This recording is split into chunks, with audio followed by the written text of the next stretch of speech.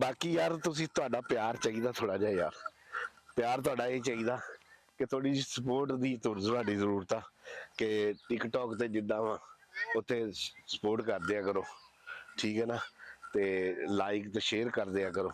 ਔਰ ਯਾਰ YouTube ਦੇ ਚੈਨਲ ਤੇ ਟਿਕਟੌਕ ਤੇ ਵੀ YouTube ਦਾ ਲਿੰਕ ਲੱਗਾ ਹੋਇਆ ਵਾ, ਤੇ ਫੇਸਬੁੱਕ ਤੇ ਵੀਡੀਓ ਤੇ ਵੀ ਲਿੰਕ ਲਾਈਦਾ ਵਾ। YouTube ਤੇ ਯਾਰ ਥੋੜੇ ਜਿਹੇ ਮੈਂ ਚਾਹੁੰਦਾ ਕਿ ਫਾਲੋਅਰ ਵੱਧ ਜਾਣ, ਕੁਛ ਵੀ ਨਹੀਂ ਜਾਂਦਾ ਹੈਗਾ, ਮਾੜਾ ਜਿਹਾ ਕੜਿਚ ਕਰਨਾ, ਕੜਿਚ ਕਰਨ 'ਚ ਕੋਈ ਫਰਕ ਨਹੀਂ ਪੈਂਦਾ ਹੈਗਾ। ਤੇ ਮੇਰਾ ਸ਼ੌਕ ਹੈਗਾ ਕਿ ਇੱਕ YouTube ਤੇ ਇਹਨਾਂ ਬੱਚਿਆਂ ਨੂੰ ਮੈਂ ਮਸ਼ਹੂਰ ਕਰਦੇ ਆ, ਬੱਚਿਆਂ ਦੀ ਮੇਰੇ ਨਾ ਪਲ ਪਲ ਦੀ ਐਕਟੀਵਿਟੀ ਜਿਹੜੀ ਆ ਉਹ ਮੈਂ ਤੁਹਾਨੂੰ ਵਿਖਾਇਆ ਕਰਾਂਗਾ।